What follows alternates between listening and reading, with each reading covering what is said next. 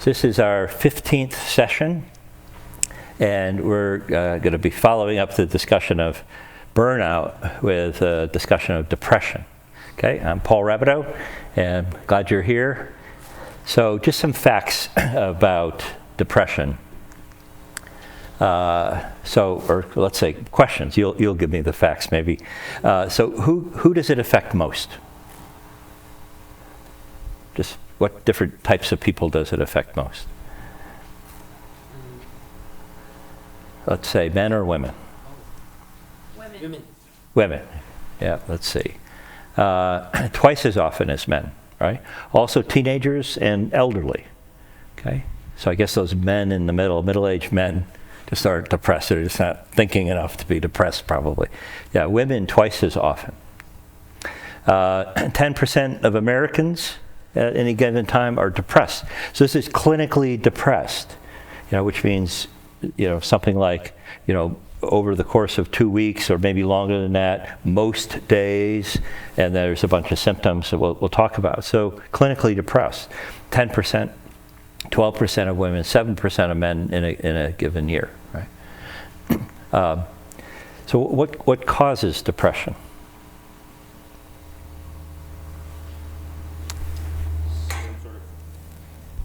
Sometimes some sort of trauma. Yeah, could be some trauma. Yeah. What else? Sometimes health issues, like long-term health issues. Yep. Yeah, there are some health which may show up here. It's the health issue that's causing the depression. And sometimes quite often there's a genetic predisposition or a vulnerability, like with most diseases. And you could look at your family tree. Is there a history of depression in your family? This aunt, my mom, my grandmother, my grandfather too, on the other side. I'm getting it from both sides maybe. And fundamentally it's going to be an imbalance of brain chemicals, particularly serotonin, but also medical problems. And I think Steve described some of that the other day. It could be thyroid disease or heart disease or cancer. So there's a wide range of things. And then there are emotional causes as well, circumstantial causes. And we'll spend most of our time on that. Okay? So our methodology is to develop a vocabulary for depression. So we know we have words for if I'm a little bit depressed or if I'm very depressed, or someone you can see that someone else is. What are some other words for depression? Sad. So sad would be, I'm feeling sad. Okay. So sadness and depression. Depression is a bigger concept than just sadness. It includes sadness, but it includes other things. So we shouldn't mistake just sadness for depression. And I think and we'll easily see the difference. But sad, that's a fundamental characteristic of someone who is depressed. Yeah. A sense of hopelessness could be part. Despairing. These are some pretty heavy feelings, right? Anything else that you associate with depression? Just down or blue. Okay. So I'm feeling blue. Feeling down. Okay. So let's see. So that's where I start, right? I'm just feeling a little blue today. Okay. That's worth noting. And I don't know. I suppose sometimes it's just feeling a little blue, little down. That was my second word, glum. You don't hear that word that often. But this is kind of a low-level depression. And, maybe it's just caused by the New Jersey winter weather. We get cold weather, but it's often cloudy, not like all the sunshine, beautiful yellow sunshine, right? But, or melancholy, or downhearted, sad, right there in the middle, dejected, mournful, I feel defeated or empty, despairing and hopeless, so those big words, pleasureless and worthless. actually, we'll see that the inability to experience pleasure is a key feature of depression, along with sadness. But then we said hopelessness and worthlessness. Okay. So what makes you sad? Or if you want to go a little further, what makes you depressed? So including some of these other more strong words.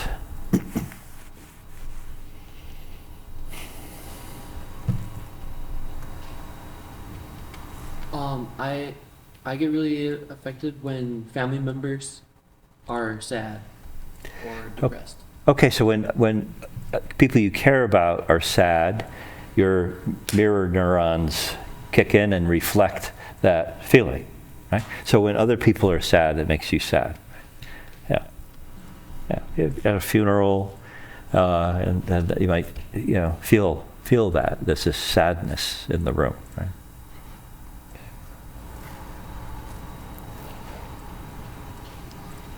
I think when I get really exhausted, I'm more prone to feeling depressed. Okay. Yeah, for tired or hungry or lonely, some of these angry, so these this is a halt. Hungry, angry, lonely, tired. Those circumstances can create an environment where we're vulnerable to greater sadness or loneliness, depression. Right? In fact, the word sad is seasonal affective disorder,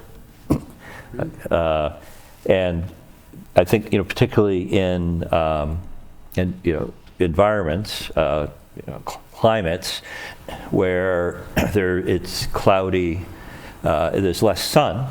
Okay, that people will, as winter comes on, they just feel a little sad, or there's a word dysthemic. They just feel that they're more vulnerable to sadness, and the treatment, one treatment would be light treatment, light that kind of replicates what the sun provides us. So that would be another kind of environmental cause. Okay, but we really want to understand what is depression. So, like every emotion, there is a thought aspect to it, there's a mental aspect to it, and a physical aspect. There are bodily sensations. So with depression, what's going on in your body? What are you feeling? Decreased energy. Okay, less energy. What else you feel? Heavy or weighed down. Yeah, you feel heavy. If you weighed yourself, you're not any heavier, but you feel heavy. Okay, maybe this is no doubt part of the lack of energy. But it's hard. You feel heavy. It's hard to get up out of bed, maybe. Because of the weight you feel, which is the opposite of joy, which it's like you're, a helium balloon or something. It's hard to keep your feet on the ground, and you don't. You skip or jump for joy. Okay? The other night, we at the Bible study, one of the verses that Josue looked at, the word, the translations all said rejoice, but the word was leap. Was to much leaping. It meant much leaping, right? But it was translated as joy. I guess maybe appropriately, but I would rather have seen they were just, so they're up. Here we are down. Okay. Anything else? Physical traits? Let's see what I have here. So there's heaviness and fatigue, okay, or loss of energy. So those are the two I had first. Your appetite might change, and your weight might change. Usually a loss, but it doesn't have to be a loss. It could be gaining, but it's usually eating, just loss of appetite, and so I'm losing weight. My sleep is disturbed. Sleeplessness could be, but usually it's too much sleep, just not getting out of bed and sleeping. And some of these seem contradictory, but people experiencing it differently, a restlessness, okay? Or maybe a feeling of being slowed down, okay? Maybe some other somatic symptoms, headaches, stomach aches, pain that does not respond to medication. Okay, so those may be some of the things I'm experiencing in my body. What am I experiencing in my head? I'll just go to them. Okay, so we're talking about clinical depression. So that there's a clinical, medical definition. And in bold, the first two ideas are in bold because one or the other must be experienced. So sad thoughts or a sad mood, but also a loss of interest or pleasure. Essentially the reward system is depressed. I don't enjoy the things that I used to enjoy. That is a key element to depression. Okay, and it really does indicate something is kind of medically wrong here. Something, or at least physiologically off here, because I used to be able to enjoy that TV show or doing that activity, and I can't. Right? So something physical happening here in my brain. Hopelessness, a sense of worthlessness or guilt. I mean, when this is bad, this is really awful. I might also worry. So anxiety may be present, or maybe an uneasiness. I may not be thinking as well. I can't remember things. I can't concentrate. I feel indecisive. Okay? So I just can't. Everything is slowed down, including my brain, and I can't concentrate in order to think things through. Right? And maybe recurrent thoughts of suicide. And one of those could include, like, I'm just a burden to others, right? So there's a lot of these kinds of really difficult thinking. And when I've noticed with people who are severely depressed, Christians who are severely depressed, they feel like their prayers are not being heard, and they feel disconnected with God. They feel forsaken and abandoned by God. So that's really awful, and they feel that way, and they might even believe it, that God has forsaken me, right? But that is, we know that's not true. We'll look at Psalm 13.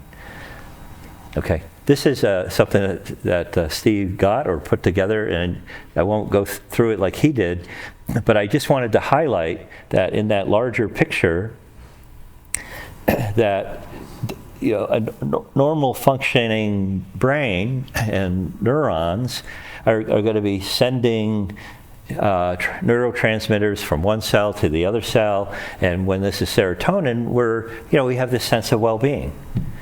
But if this is not happening, then we're going to lose that sense of well-being. So you will have this now, and when this is not working, something is dysregulated. Okay, so let's look at this psalm. How long, O Lord, will you forget me forever? Right? How long will you hide your face from me? Okay. How long must I take counsel in my soul and have sorrow in my heart all the day? How long shall my enemy be exalted over me? Consider and answer me, O Lord my God. Light up my eyes, lest I sleep the sleep of death. Lest my enemy say, I have prevailed over him, lest my foes rejoice because I am shaken. Right? I mean, maybe what we notice right away is some of the things that David is thinking right now just aren't true.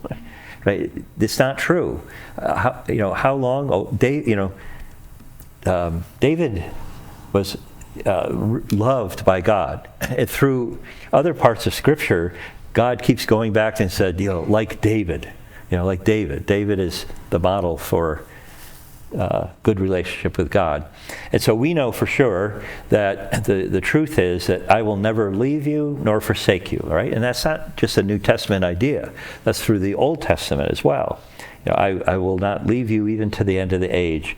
And So what's true is that God has promised not to forsake us, but David here thinks that God has forgotten him, and it may go forever.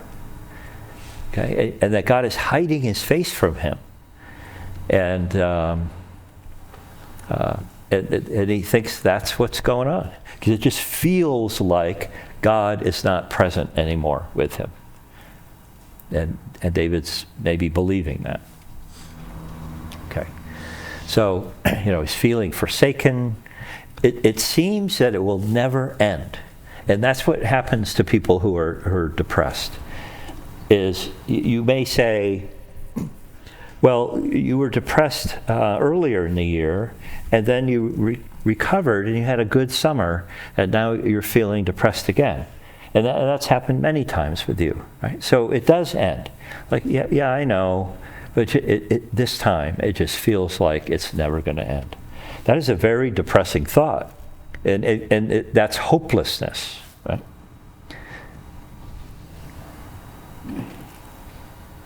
So have sorrow in my heart all the day. David is emphasizing the negatives, right? That my enemy is exalted over me. And maybe that's true, or maybe that's not true in the circumstances. I mean, that certainly did happen in his life. But he's emphasizing the negatives.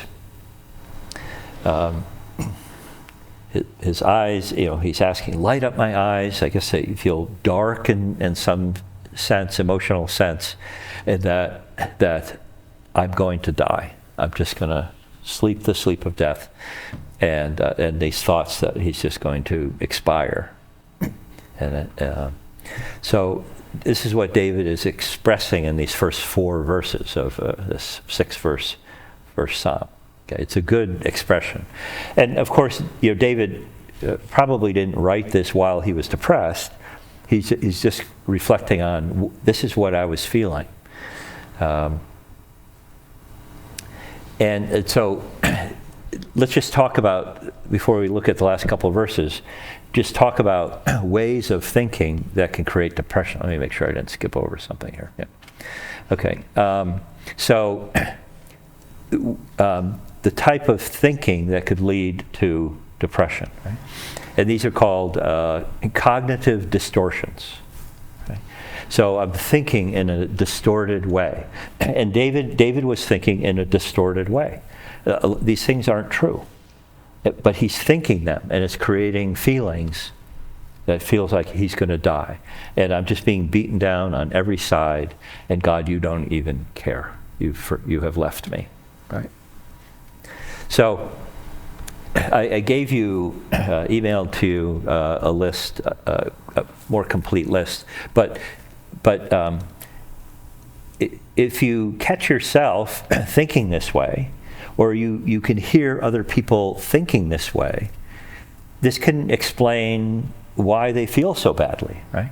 And so, I never do anything right, okay? So it's easy to hear a word like that, never, or always, or other words that mean the same thing. Like, I never do anything right, okay? So this is a generalization, like an overgeneralization. Like, well, what do you mean you never do anything right? I mean, that's false, right? But if you were to generalize your life this way, so if I never do anything right, then I'm an idiot. Or to say that never or always is effectively just talking about a person's character. I am a failure. I never do anything right. I'm a failure. Well, you hit the car in front of you in the parking lot. That's what you did. That's what happened. But sometimes people tend to generalize. They're like, I can't be trusted with something like a car. Well, most of the time you don't hit other cars when you take it out. But they're not thinking like that. If I was just thinking, I got into a fender bender today, versus, I can't drive.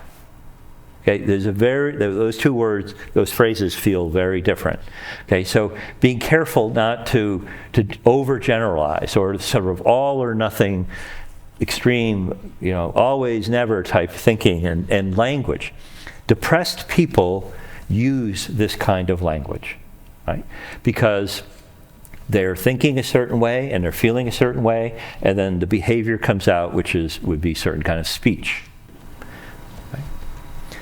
Right? Labeling, and this would be, this is why we should pay attention to our behaviors, or behaviors of other people, and not label them. Okay, I leave my clothing out on the floor, at night. Okay. Well, that behavior is, maybe creates a problem. But if you say you're a slob, well, I guess if I'm a slob, then what can I do about that? It's who I am.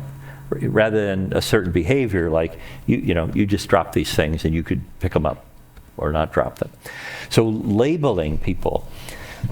Labeling is if you're in an argument, also it's very contemptuous. Like, you're stupid. Okay, so I don't agree how you made a mistake in that you're thinking there, but nobody really is stupid.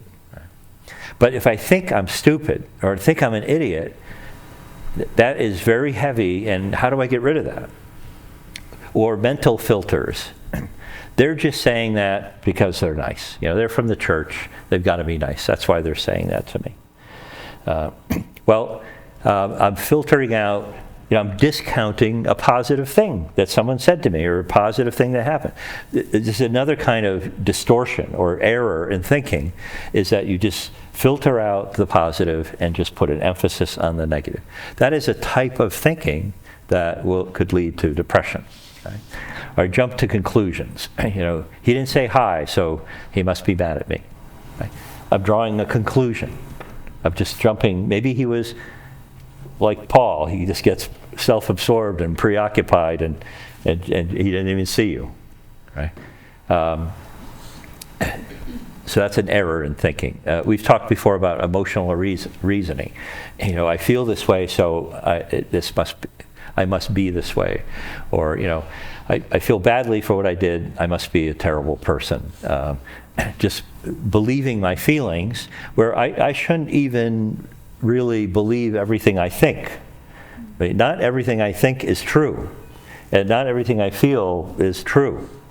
So I should be a little skeptical about myself. But when people have these kind of patterns, they can lead to depression, a sense of failure, worthlessness, hopelessness. The word "should" is a tough word, right? You should be more careful. Well, we use the word "should." It's a very heavy word. And so I'm talking to a 2-year-old. You should be more careful. Should a 2-year-old be more careful? Can a 2-year-old be more careful? Right? Try to be more careful. And I put that on myself. I should have done better. Well, maybe, you got a 92, okay. And what do you expect of yourself? Like, to be perfect? I taught college at one point, and this young lady got a B+ in my class. And she came and argued for an A, and she didn't even do the midterm assignment. There was just no way I could give her a higher grade. And for 6 months after I left that school, she contacted me arguing for an A.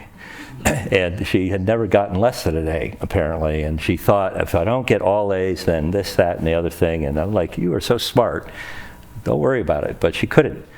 I should have done better. And it's a tyranny, right? Personalization. My son failed. I'm a bad mother. Okay. Well, that is not logical, right? But when people, these are just types of distorted ways of thinking that could lead to depression. When you are talking to people and you hear these words, it's kind of a clue to you that there's the thinking is off, and then certain feelings may follow. And maybe you've already seen the feelings. Somebody they're not showing up, and they just are really down, and it's quite obvious from their body and the way they're talking. And then you start hearing these words, right? Or you're that person. Okay. So let's go back to the end of the psalm. Okay, so there's a transition. But I have trusted in your steadfast love. My heart shall rejoice in your salvation. I will sing to the Lord because he has dealt bountifully with me. So I've underlined these words, like I have trusted. I shall rejoice. I will sing. I'm not trusting right now, and I'm not singing right now. But I know I have before, and I know I will again. And so David, again, is coaching himself. Like all of these, the first 4 verses, all of that stuff. But he can, and he's feeling it. And then I guess maybe he's evaluating it.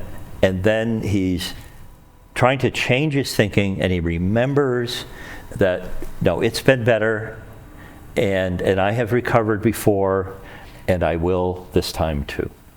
Right? So he has coached himself through his depression, which is a very hard thing to do. And so sometimes we need help. But he's changed his thinking. And maybe his feelings haven't changed yet here. He's not singing yet, or rejoicing, or trusting maybe. But he know he will, right? So this is the emotional intelligence of David, is he's able to coach himself through. So that means he's aware of what's going on, and he can regulate himself. He's learned how to do that.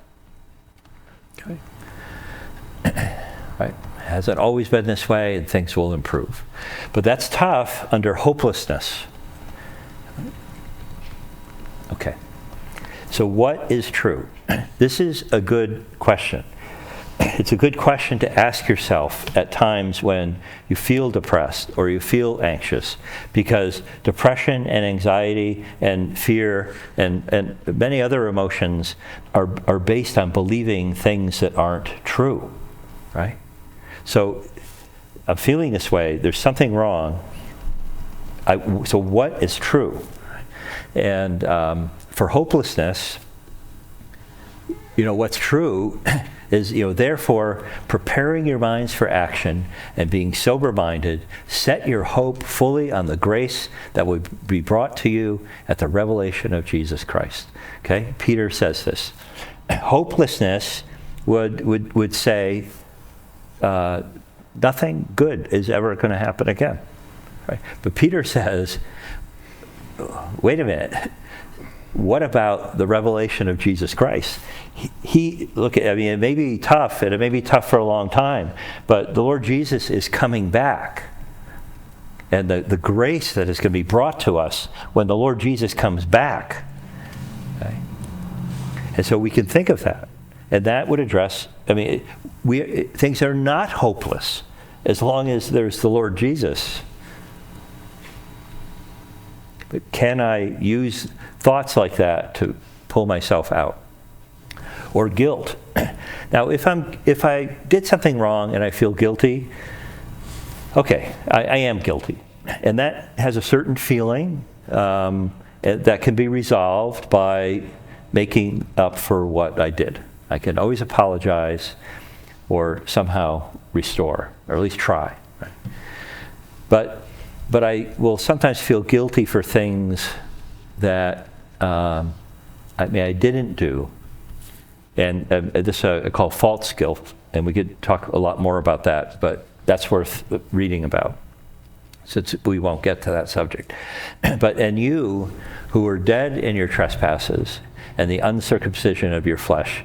God made alive together with him, having forgiven us all our trespasses by canceling the record of debt that stood against us with its legal demands. He set this aside, nailing it to the cross. So the truth is, I feel guilty. I can't shake this sense of guilt.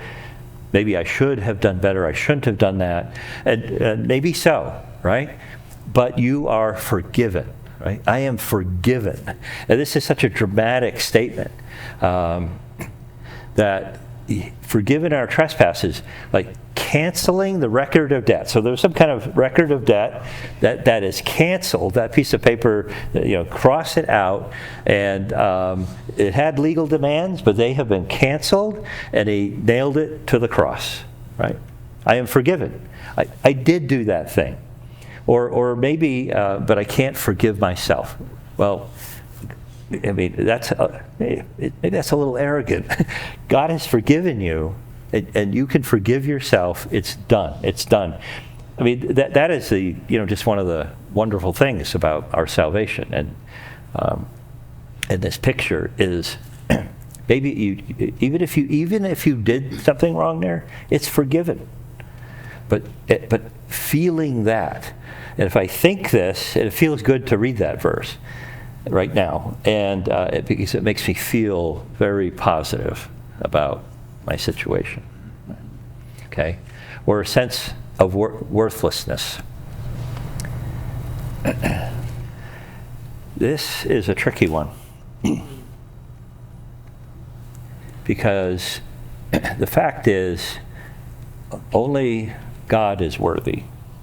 I feel worthless, and only God is worthy. And that whole topic of self-esteem, which we're not going to get into now, but I think the crux of it is this. I'm not quite sure how to help unbelievers with self-esteem. What would you have to do? Be like, no, you're smart. I don't know. What do you do? But for Christians, I think the answer is a matter of perspective.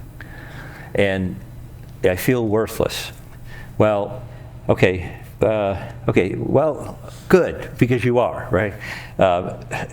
Maybe I won't start that way. But the fact is that only God is worthy. Only Jesus is worthy, really has any worth. And, we have all sinned, and our hearts are wicked.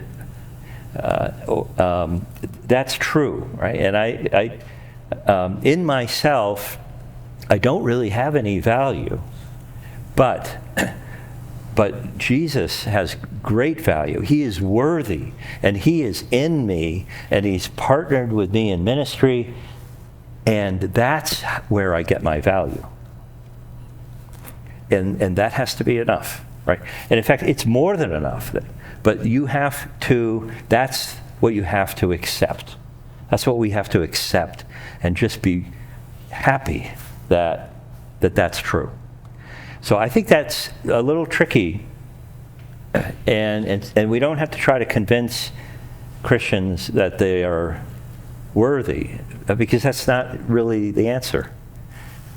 So I don't know honestly, I don't know what to do with an unbeliever except for things that I think are trite.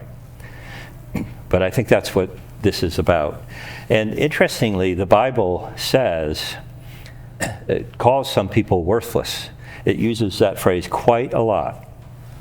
Some worthless fellows, 2 worthless fellows. Jezebel got 2 worthless fellows to testify against someone to steal his land, so he'll be executed, and then Ahab gets the land, right? It's worthless fellows. And so when I've looked at that, I think that that they were being ungodly and then of no worth whatsoever. But insofar as we are godly and participate with God, then we have worth. And so Christians could be worthless too. And I don't think it's driven by, well, you are made in the image of God. Those worthless fellows were made in the image of God too. So I don't think it has to do with that, not really, and that's a common answer. I think our value is insofar as we have value, it's generated by our connection with the only one who has any value. And then we have worth. If we don't do that, then we don't have any worth. It's subtle, and I think we just have to accept that that's how it works. And we should say, yes, I want that deal. Christ in me, and I have value. So that could be a more complicated, long discussion. We also say that God considered a relationship with me of enough value that he gave his own son, his body and his blood, so to reestablish that relationship. And so I was of some worth in a sense to him to give his own son for that relationship. So as a believer, I have that sense of value, or should have that sense of value, because God gave his own son. Yeah. So I was worth it to him. I think that's a little tricky. I think, I'm not sure that's why he did it, because I was worth it. Now, you're not saying that exactly. God valued me. Not because of any work that I had in Yeah. myself. I think I would just then say, God wanted to do this, to glorify himself. And we do get worth, but it has nothing to do with me. I have to accept that. And it has everything to do with him, which I think you're right there. I would just say it could be confused, because sometimes people will say, well, you do have worth because Christ died for you and you were worth it. You have worth, and that's why he died for you. Sometimes people say that, and I think that's inaccurate. That's not what you said. But I think it's clearer to say he wanted to do that, and it glorifies him to do that. And then I guess you were saying we are valued, and maybe that is what happens in the end. But if we have any value, it's because of him. Right? Yeah. So it's I think it's a little tricky, and this discussion with people is a little tricky. But I think we have to accept I don't have any worth, not even because I was made in God's image. Now that people may argue with you on that. I think that's true, though. I get value when I connect myself with God. That's and then I have worth, because it's his worth, really. It's his worth.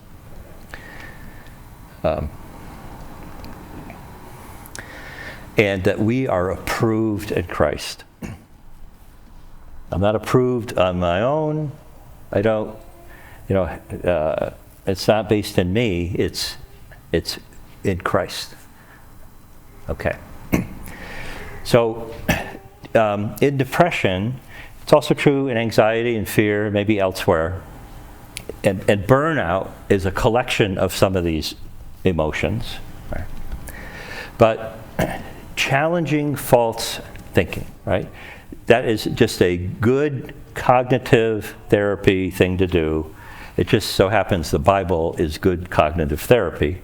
And so challenging false thinking, right?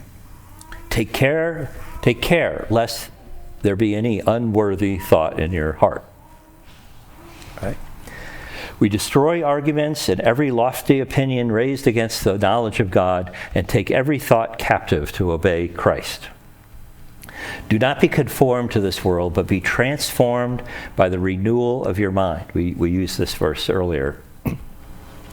So we are transformed by renewing our mind. So it's thinking. Okay?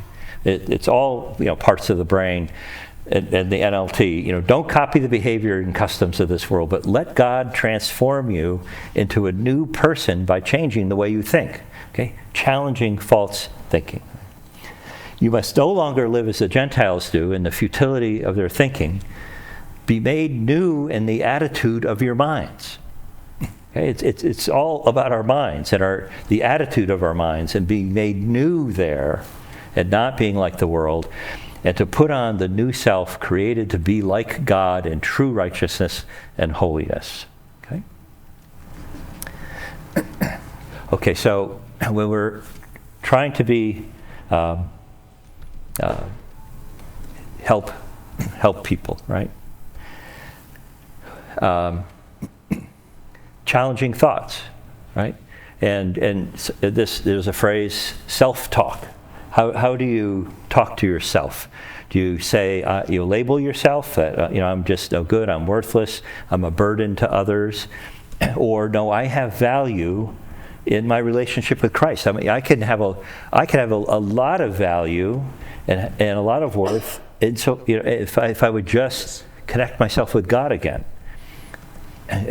counseling can help, medication can help, as we've described. So there are ways of helping people with depression, though it is a really, some people get helped quickly, and some people, for whatever reason, throughout their whole lives will struggle with this. Okay. But we know how to make it worse. Self-medicating with substances that could be abused, temporarily getting relief through drinking or heroin or something that will temporarily make me feel better, but just make my brain less able to function and to deal with the depression on its own. Isolating socially, and depressed people will do that. Just stay in their room all day. That's going to further hurt them.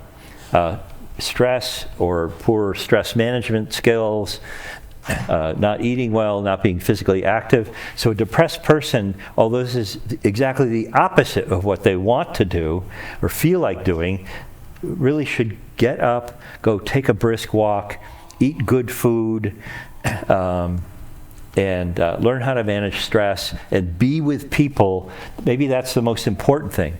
That's the last thing I want to do, is to be with people right now. But to be with people, and all these things would help improve the functioning of those cells, which I showed you a glimpse of and that Steve explained earlier. Just getting that to work better. And then medication may be able to play a role too, right? So I just want to spend a few minutes to talk about suicide, because the people who do kill themselves are depressed people. People who are not depressed, except for also mental illness, people who are not depressed tend to, this is not what they're thinking about. So a high number of people who are severely depressed attempt to kill themselves. It might be something like 25 or 30 or 40% of severely depressed people, and most people who do attempt or succeed in killing themselves are suffering from depression, and then maybe also mental illness. So depression is a tremendous risk factor when it comes to suicide. So,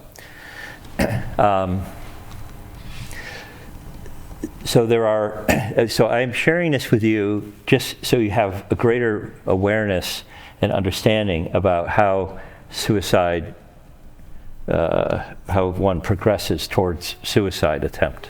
Okay, is first of all there's suicidal ideation. Okay, ideas, thoughts.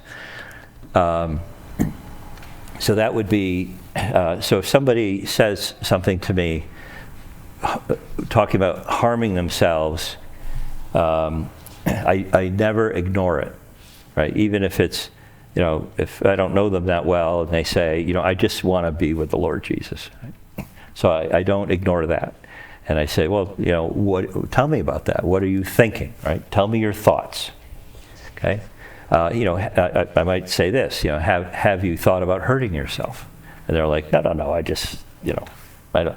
And so I want to be convinced this is not going to be a problem. But this is the first question about their thoughts. And if they say things that convince me, okay, they really are thinking about it. And that's the first step, is thinking about it, of course. Have you thought about hurting yourself? Then the second thing is plans. So it's going to be thoughts and plans. And they say, I have thought about it. And then they say, I say, well, how would you do it? And if they say, I'm going to jump off the Golden Gate Bridge. Well, if you live in New Jersey, that's not worrying me, right? Or they say, I'm going to jump off the highest bridge I can find. Like, that's not worrying me. You should probably have a lower threshold for worry, okay, than me. But if they say, like I was on the phone right before I came here with somebody, and she said, I'm going to slit my wrists. That's what I've thought about doing. And she said, I have a tattoo here to remind me not to do it. Right? Okay, so she's had serious thoughts in the past. Okay, so now she has a plan that, have you thought about how you would do it? That's my second question. The third question is, are there the means available to do that, right?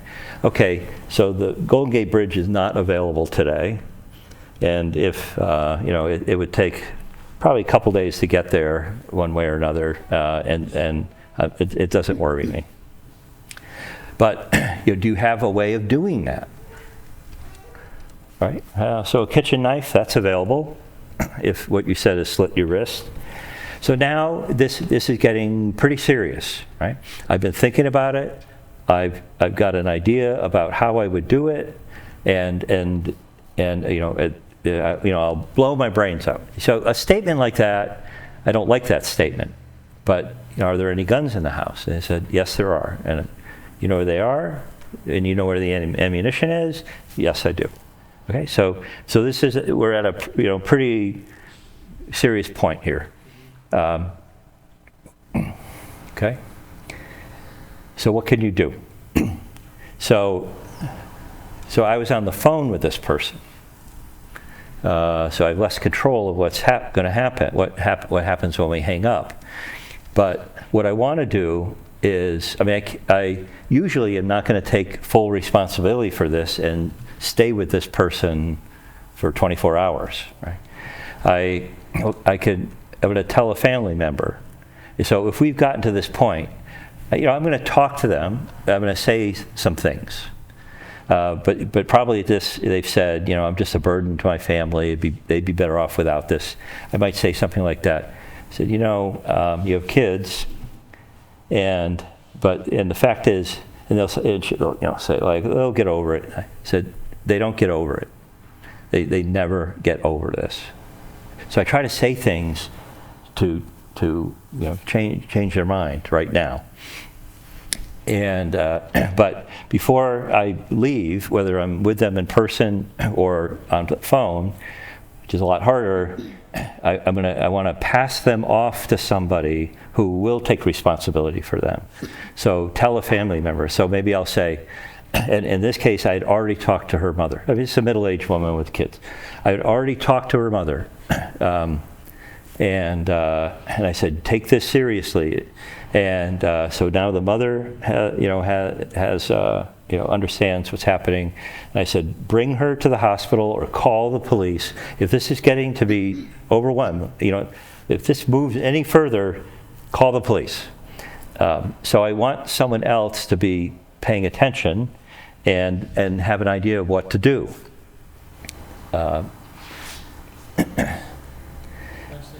In case yes, Steve. So this is very much in the realm in which I've lived for most of my life. I didn't have any plans but to deal with folks like this. Yep. And the other question I would add, it's not just about suicide, also do you plan to hurt someone else? So those are two very high-risk statements to give to any healthcare professional or you as a counselor. And I agree with everything that Paul's saying. Those questions roll off history like they're the back of my hand. The one thing that I do think is important is this idea of passing off to somebody. We had a situation where my wife had a friend in Calder from New York talking very heavily about suicide. So we were obviously in Kansas City. We called the police, and that friend was very mad at my wife, Janet, for months, just months. And so, when you push that button, you can expect some fallout that you have to basically just bear. The other thing I'd mention is what we would call risk management. And what I mean by risk management is your risk. And so I would suggest that in your counseling situations, you actually keep notes. I'm sure Paul would agree with this. And if you counseled someone if you said, even if it's a minor situation, that I said you should go to the hospital, I'd actually write that down, date and time it, and put it in your file. Yep. Because if something bad happens and they do commit suicide, then what you're subject to is potential litigation. And so it's wise to document. So I'm sure you do the same, but when I'm doing this stuff, I'll take notes, I'll put it in a file, usually it's an electronic file, and I just sort of jot a few things, especially on these high-risk moments. So this is, in emergency medicine, we say at a very high-risk situation for litigation, you have to document more. So I know that sounds a little bit too formalized, but I think it's worth considering. Yep. Yeah. Document everything, and even if you're not at risk, you're just a helper, and you're not at risk of litigation. Although anybody could sue anybody, but you may need to recall things for other people, for the family or for the person maybe, or law enforcement. It doesn't increase the chance of a suicide attempt if you ask them these questions, right? We might think, but I didn't want to bring it up. It's better to bring it up. It's always better to bring it up, right? Okay. And, and especially if they have tried this before, or there's a family history, it just makes it more risky. Okay. So, in your cases, I just want to share these ideas so you kind of know just how, what kind of questions to ask, but do not take a risk. Okay, do not take a lot of risk, because the downside is huge, even if they're not successful. As Steve said, I've had people really angry with me. You said you'd never tell anybody anything about. Yeah, so, well, this was a legal exception, and I did explain that to you. But you just, have to live with that, and hopefully someday they'll understand, right? I'm not going to. You have this page about protective factors in a little more detail. You have that in an email, and I'm going to just say quickly. So this is the Golden Gate Bridge. It's beautiful. Really, we had this great experience with my wife riding bikes over it. You can look over the edge. You can jump over the edge, right? And I'm not going to go through all this, but I've left, you can read it, and it's a number of websites. But out of almost 2,000 people, only 35 have actually survived. And those people went on to live happier lives, right? And there's this particular story, I think his name is Kevin Hines. He describes that as soon as he let go, as soon as he jumped, he changed his mind, right? And somebody earlier than this wrote an article interviewing the 29 of the 30 survivors at that point. And all 29 said the same thing. I changed my mind. But out of 1,000 people, or more than 1,000 at that point, who had jumped, I guess we assume that they all changed their mind too, right? So suicide is a permanent solution to a temporary problem, right? So this is worth reading and getting into, and you can refer. I will tell that story to every single person that I've got, that when I've gone through those questions. I mean, if they're not planning anything, I stop asking questions. But if it's gone far, I tell them that story. So I'm just trying to say some things that will change their mind right now, and then hand them off, even if it means they're going to be really mad at me for a long time. Okay. So this is for awareness. So we are, 10 minutes past time, but thank you, and we can talk later about these issues too. Okay. Do you have any tips or tricks with, especially like younger kids who have been neglected or feel like they have been abandoned, and they don't really want to commit suicide, but they're looking for attention and they mention these thoughts of suicide and things like that. They just are looking for a response, or, even the negative attention, because they feel like they haven't had any attention. Yeah, right. So at a certain age, I don't know if we could take a guess what that might be, but below that, they're not going to really be able to do it. But crazy things happen, right? 6-year-old shot the teacher, right? So the way to have dealt with, if they're young, is just keep these things, out of the way. You don't have loaded guns around, and there are plenty of stories. In fact, like most, say you have somebody who's thinking about it and knows that they would, we have guns in the house, and then at that point you say to the family, get rid of all the guns. And most of the time, the family does not do that. Okay? But so at certain age, if you really think, so there's the thoughts, the plan, and the means, and below a certain age, you can take away the means pretty easily. But for children, then there's really there's depression. There certainly be depression. That's what's driving it. That's what usually drives it. And you want to have counseling and an open conversation about that, and not talk about it. Don't not talk about it. Then when people are older, they and at a point where this is a real possibility, that when you get them in the hospital and they'll spend 4 or 5 days there, they'll get medications whether they like it or not, and there'll be a lot of talking, a lot of counseling, group therapy mostly, and then they'll come out in better shape. But you may have to do this again. So everybody will need counseling.